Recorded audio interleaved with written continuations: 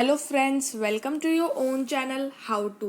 तो आज हम आपको कारपेट मैन्युफैक्चरिंग बिजनेस के बारे में बताने वाले हैं, जिसमें हम आपको बताएंगे कि इस बिज़नेस को कैसे स्टार्ट करना है, कैसे कौन सी इसकी मशीनरी लानी है, कितना इन्वेस्टमेंट करना है, कौन सा रॉ मटेरियल यूज़ करना है, कैसे कस्टमर्स को अट्रैक्ट, क्या प्रॉफिट होगा, कितना एरिया होगा।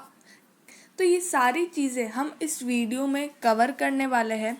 और ये बिज़नेस एक इतना ज़ोरदार बिज़नेस है। आप अपने सिटी, अपने शहर में तो इसका जो सेल है वो आप कर ही सकते हो, लेकिन साथ में जो यूरोपियन कंट्रीज़ है वहाँ पर भी इसकी बहुत ज़्यादा डिमांड है। वहाँ पर भी कारपेट्स बहुत ज़्यादा यूज़ किए हुए जाते हैं, और जो इंडिया से जो हाथ से बने हुए वो कारपेट्स तो बहुत ज़्यादा ही यूज़ होते हैं वहाँ पर। तो आगे बढ़ने से पहले अगर आपने हमारे चैनल को सब्सक्राइब नहीं किया हो तो आप हमारे चैनल को सब्सक्राइब ज़रूर कर दीजिएगा, साथ ही में हिट द बेल आइकन। तो सबसे पहले आपको बताते हैं नो द बिज़नेस। मतलब सबसे पहले आपको अपने बिज़नेस को जानना चाहिए, कितनी डिमांड है, कौन से चीज़ की कितनी डिमांड है। उसके बाद आपको कहाँ पे कितना किस चीज़ का सप्लाई करना है, प्राइस कैसे सेट करनी है, कितनी क्वांटिटी आपको देनी है और कैसी क्वालिटी आपको देनी है। तो ये सारी चीज़ें पहले आपको डिसाइड करनी पड़ेगी, पहले आपको रिसर्च करना पड़ेगा। उसी के बाद आप अपने बिजनेस को स्टार्ट कर सकते हो। तो सबसे पहले आप डिमांड कैसे ढूंढोगे, मतलब आपके यहाँ पर तो है ही डिमांड, लेकिन कहाँ से डिमांड है, मतलब किस सेक्टर में कितनी डिमांड है।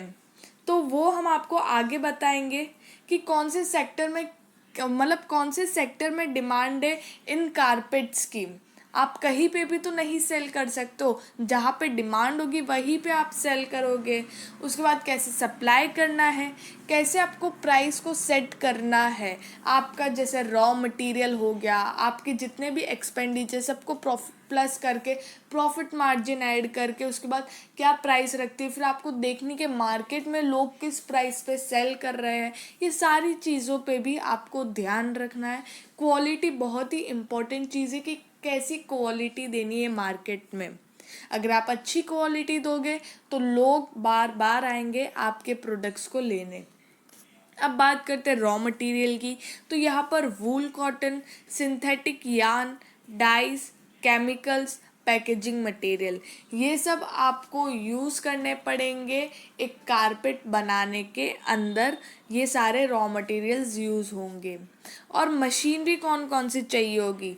Tufting machine, shearing and trimming machine, wool extraction machine, stitching machine, dyeing machine, digital printing and printing machine, yarn heat setting machine, back coating machine.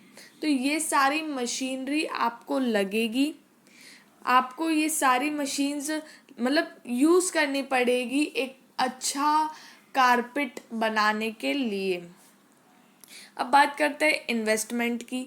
अगर आपको स्मॉल स्केल इंडस्ट्री ओपन करनी हो तो 5 से 10 लाख रुपए आपको चाहिए ही होंगे, जिसमें आपका मशीन का खर्चा, रॉ मटेरियल का खर्चा निकल जाएगा। तो इतना इन्वेस्टमेंट आपको करना ही पड़ेगा एक स्मॉल स्केल इंडस्ट्री के लिए। और अगर आपको लार्ज स्केल इंडस्ट्री चाहिए तो आपको उस हिसाब से कैपिटल भी चाहिए होगा, क्योंकि स्मॉल स्केल इंडस्ट्री में जो मशीन्स है वो कम कैपेसिटी वाली, लेकिन लार्ज स्केल में ज़्यादा कैपेसिटी वाली, तो वो ज़्यादा कॉस्टली आएगी। अब बात करते हैं टारगेटेड कस्टमर्स। तो यहाँ पर होलसेलर, डिस्ट्रीब्यूटर, इनसे तो आपको ध्यान रखना है, इनसे आपके कॉन्टेक्ट्स बने रहने चाहिए। साथ ही में रिटेलर और फिर हाउस होल्ड्स, जहाँ पर ये यूज़ होती है। आजकल आप कोई भी नए घर में चले जाओ तो वो हॉल में कारपेट्स लगाते ही हैं, मतलब 101% कारपेट्स लगेंगे। उसके बाद होटल्स एंड रेस्टोरेंट्स, वहाँ पर भी अगर एकदम प्रॉपर बढ़िया होटल और रेस्टोरेंट्स में जा रहे हो तो वहाँ पर भी यूज़ होते हैं कारपेट्स। और एकदम जैसे ओल्ड स्टाइल की होटल उन्होंने बनाई हो या रेस्टोरेंट्स बनाए तो वहाँ पर तो होते ही हैं। क्योंकि वो उस चीज़ का एक अलग ही दिखती है वो चीज़।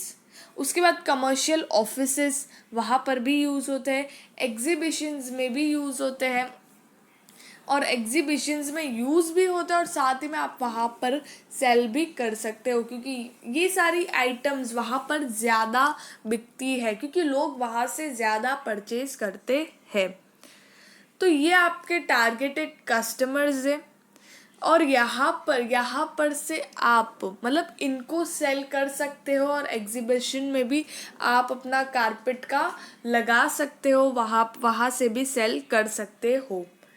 और भी बहुत सारी नई नई चीज़ें हैं, आप जैसे अपने आजू बाजू वाले एक तरह से पब्लिसिटी, वो सब तो आपको करनी ही है, लेकिन हमने यहाँ पर आपको टारगेटेड कस्टमर्स बताए हैं।